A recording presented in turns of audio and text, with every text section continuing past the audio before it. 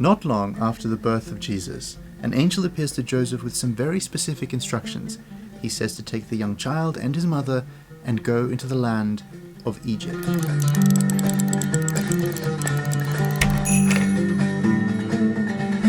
Reading through the Old Testament, we quickly see that the people of God have had a very tricky relationship with Egypt, and so it might seem unusual at first glance that an angel of the Lord specifically says to take the incarnate Son of God to Egypt. But this is not an accident, and as the Gospels point out, there is a prophecy being fulfilled here.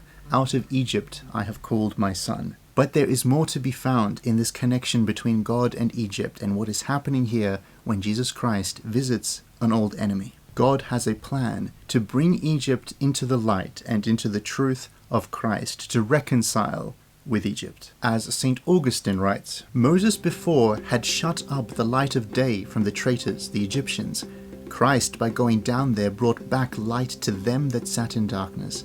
He fled Israel that he might enlighten them, not that he might escape his foes. God is clearly doing something here in Egypt, bringing truth and light into a place historically associated by the people of God with darkness. He is coming to bring the restoration, the forgiveness, and the sanctification that he offers all of mankind. An angel told Joseph in a dream to go to Egypt. An angel told the wise men to go home a different way.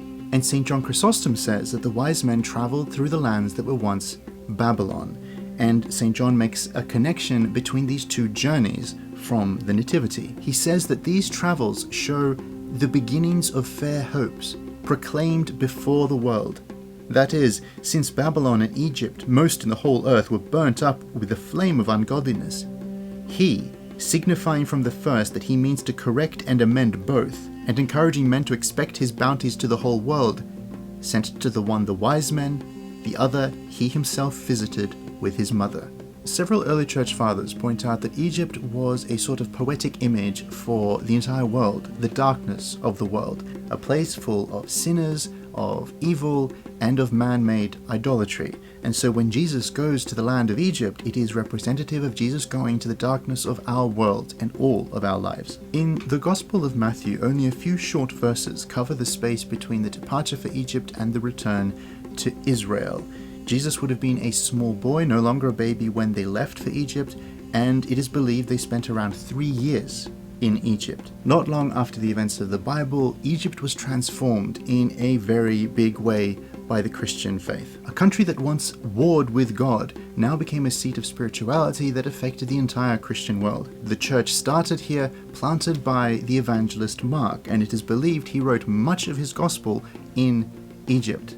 Athanasius was from Alexandria in northern Egypt, and it is Athanasius that compiled the list of books that became the New Testament. St. Anthony the Great was from Egypt, and Anthony is seen as one of the founders of Christian monasticism. There are countless stories of miracles and saints from the Christian history of Egypt, and the indigenous people of Egypt, the Copts or the Coptic people, continue to remember the arrival of Christ in their country and the stories of what happened while he visited them. If you visit Egypt today, the route that the family took can still be followed. The sites that they stayed can still be visited, and there are many monasteries and churches and holy sites along the journey that Jesus, Mary, and Joseph took throughout that land. When you look at a map of the locations that they visited across Egypt, it seems like a lot of locations for just 3 years, and it's said that the longest they spent in any one place was 6 months. They were continuously moving, and the reason for this is that this is the kind of thing that happens when you travel through a land full of idols with the incarnate Son of God. The Old Testament figure of Isaiah actually prophesied this centuries before. Behold, the Lord rides upon a swift cloud and shall come into Egypt, and the idols of Egypt shall tremble at his presence, and the heart of Egypt shall melt in the midst of it. Across Egypt today, Christian holy sites recall how when Christ came there with his family, the idols would collapse, pagan temples would fall down around them, and they kept having to move from place to place to place as angry pagan leaders sought to kill this strange child whose very presence was affecting the fabric of Egypt's reality. After their 3 years in this land, Jesus, his mother, and Joseph would return to Palestine, leaving behind them the fertile soil into which soon the seed of the gospel would be planted by Mark the Evangelist. Christianity so transformed the land of Egypt that by the 4th century, Eusebius the historian used it as an example for the miracle of God. Eusebius writes that in his day, across Egypt, there are altars built to the God that previously only the Hebrews acknowledged. Eusebius then asked, how can we deny that the prophecies of ages past have been fulfilled? There are countless stories, legends, and folk tales of Christ's time in Egypt, and it would be impossible to list them all. The legacy of this time that Jesus spent in Egypt continues to have a profound impact on the country's Christians. And it is important and interesting to note that for the Christians of Egypt, they do not see this event in the same way we often see it in the West. In the West, we often call this event the flight to Egypt.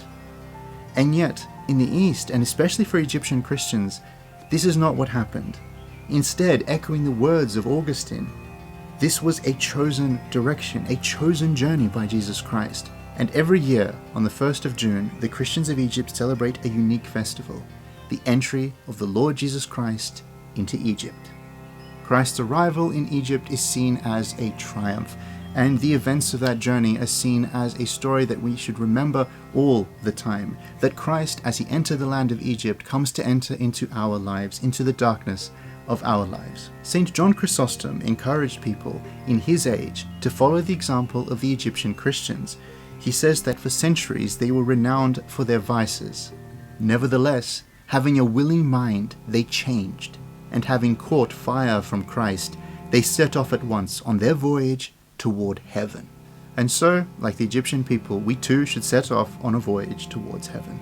It is worth noting that for most Christians around the world, the flight to Egypt is remembered in the Christmas season during December, but you can also remember it again alongside the Egyptians every year during June. The 1st of June is known by the international Coptic or Egyptian Christian community as Global Coptic Day, a time to celebrate being Egyptian and being Christian, being from a land where Jesus himself came on his only ever international journey.